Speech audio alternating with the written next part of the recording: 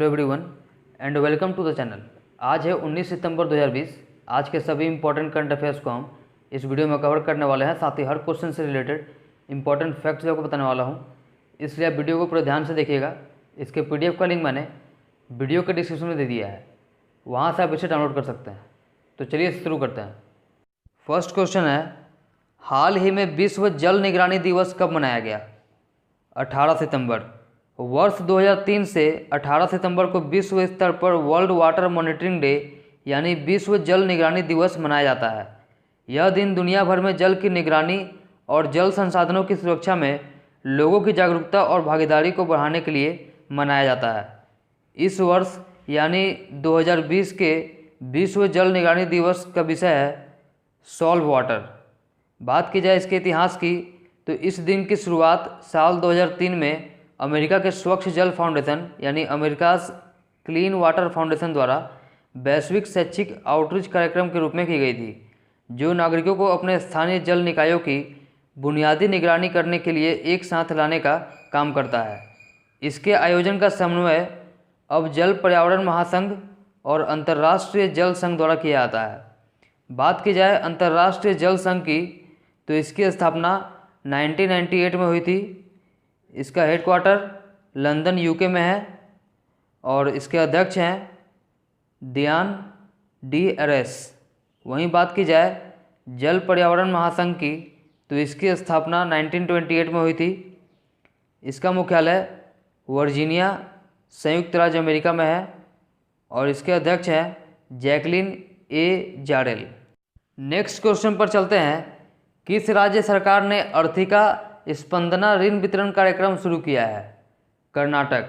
अभी हाल ही में कर्नाटक के मुख्यमंत्री BS येदियुरप्पा ने विभिन्न सहकारी संस्थानों के माध्यम से 39,300 करोड़ रुपए के ऋण को वितरित करने के लिए अर्थिका स्पंदना कार्यक्रम की शुरुआत की है। इस योजना के तहत कृषि क्षेत्र में 15,300 करोड़ रुपए का वितरण किया जाएगा, जबकि गैर कृषि क्षेत्र के लिए 24,000 करोड़ रुपए की राशि रखी जाएगी। बात की जाए कर्नाटक की, तो यहाँ के मुख्यमंत्री हैं श्री BS येदियुरप्पा और यहाँ के राज्यपाल हैं श्री वजुभाई वाला। नेक्स्ट क्वेश्चन पर चलते हैं। हाल ही में IMD द्वारा जारी ग्लोबल स्मार्ट सिटी इंडेक्स 2020 में कौन सा शहर शीर्ष पर रहा? Singapore. Institute for management development IMD ने Singapore university for technology and design के साथ मिलकर स्मार्ट सिटी इंडेक्स 2020 जारी किया है। स्मार्ट सिटी इंडेक्स 2020 में कुल 109 शहरों का सर्वेक्षण किया गया है। यह सूचकांक आर्थिक और तकनीकी डेटा और वहां नागरिकों की धारणा कि उनके शहर कितने स्मार्ट हैं के आधार पर शहरों को रैंक प्रदान करता है। इस वर्ष के सूचकांक में सिंगापुर शीर्ष स्थान पर रहा। उसके बाद हेलसिंकी और ज्यूरिख 3 स्मार्ट शहरों के रूप में शामिल हैं। बात की जाए भारतीय शहरों की, तो इनमें सबसे ऊपर हैदराबाद है, जिसे 85वें स्थान पर रखा गया है। स्मार्ट सिटी इंडेक्स 2020 में भारतीय शहरों की रैंकिंग में महत्वपूर्ण गिरावट देखी गई है।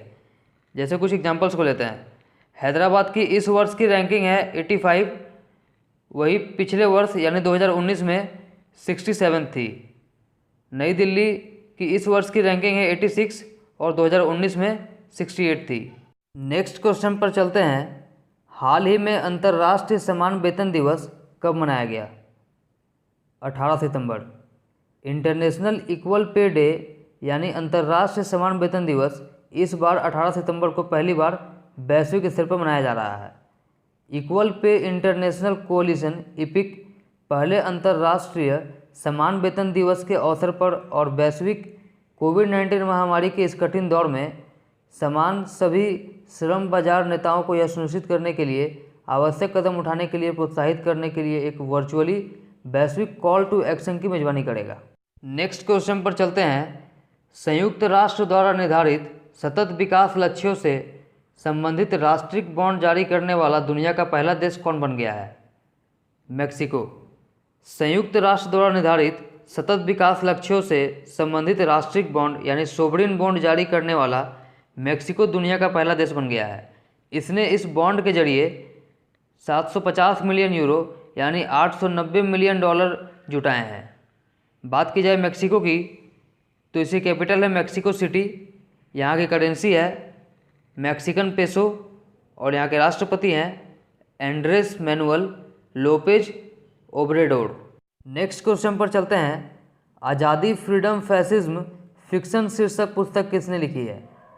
अरुंधति रॉय। अरुंधति रॉय द्वारा लिखी गई आज़ादी फ्रीडम फैसिज्म फिक्शन शीर्षक नई पुस्तक को पेंगुइन बुक्स लिमिटेड द्वारा प्रकाशित किया गया है। इस नॉन फिक्शन बुक में निबंधों का एक संग्रह है जो बढ़ती अधिनायकवाद की दुनिया में स्वतंत्रता का अर्थ बताती है। इसके निबंध संग्रह में भाषा की भूमिकाओं और कोविड-19 के कारण वैश्विक महामारी के बीच वैकल्पिक काल्पनिक भूमिकाएं शामिल हैं। नेक्स्ट क्वेश्चन पर चलते हैं। एशिया गेम चेंजर अवार्ड 2020 से किसे सम्मानित किया जाएगा? विकास खन्ना। जाने माने शेफ विकास खन्ना को प्रतिष्ठित एशिया गेम चेंजर अवार्ड 2020 से सम्मानित करने के लिए चुना गया है। यह पुरस्कार उन्हें पूरे भारत में कोविड-19 महामारी के दौरान लाखों लोगों को बड़े पैमाने पर अपने भोजन वितरण अभियान फीड इंडिया के माध्यम से खाना खिलाने के लिए दिया जाएगा। चलिए जानते हैं कि यह अवार्ड किसे दिया जाता है। अमेरिका के एक गैर लाभकारी संगठन एशिया सोसाइटी द्वारा साल 2014 में एशिया के भविष्य के लिए सकारात्मक योगदान देने वाले सच्चे नेताओं की पहचान करने और उन्हें सम्मानित करने के लिए एशिया गेम चेंजर अवार्ड्स की शुरुआत की गई थी। नेक्स्ट क्वेश्चन पर चलते हैं। हाल ही में किसने अपना घर ड्रीम्स होम लोन योजना शुरू किया है? ICICI home finance. अभी हाल ही में ICICI होम फाइनेंस ने दिल्ली के अनधिकृत क्षेत्र के कुशल मजदूरों जैसे इलेक्ट्रीशियन, मैकेनिक, पेंटर, किराना स्टोर मालिकों आदि के लिए नई होम लोन योजना अपना घर ड्रीम्स की शुरुआत की है। ICICI होम फाइनेंस के MD और CEO हैं अनिरुद्ध कमानी। नेक्स्ट क्वेश्चन पर चलते हैं। हाल ही में किसने बिहार में कोसी रेल महासेतु और 12 अन्य रेल परियोजनाओं का उद्घाटन किया? नरेंद्र मोदी। अभी हाल ही में प्रधानमंत्री नरेंद्र मोदी ने वीडियो कॉन्फ्रेंस के जरिए ऐतिहासिक कोसी रेल महासेतु राष्ट्र को समर्पित किया। उन्होंने बिहार के लोगों के लाभ के लिए यात्री सुविधाओं से संबंधित 12 रेल परियोजनाओं का भी शुभारंभ किया। 1.9 किलोमीटर लंबे कोसी महासेतु के निर्माण पर 5 अरब 16 करोड़ रुपए की लागत आई है।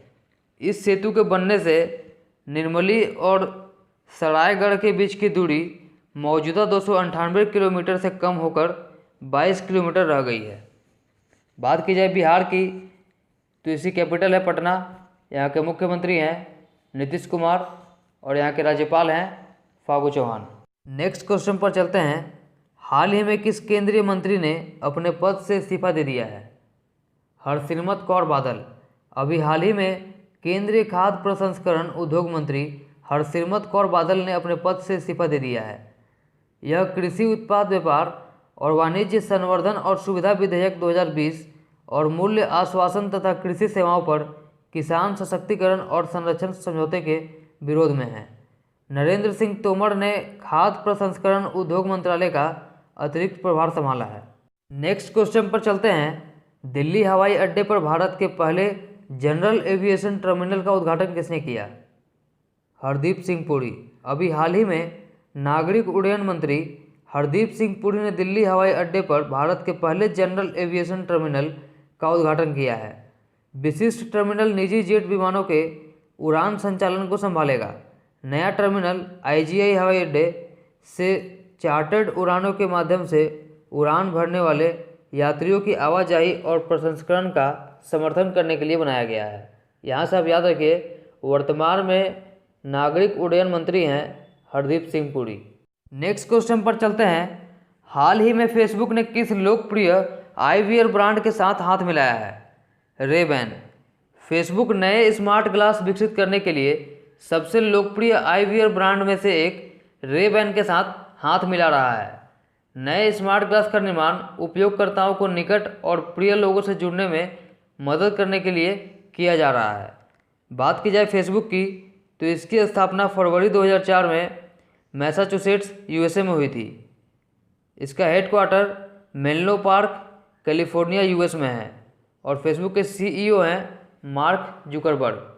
वहीं बात की जाए रे-बैन की तो इसकी स्थापना न्यूयॉर्क में हुई थी।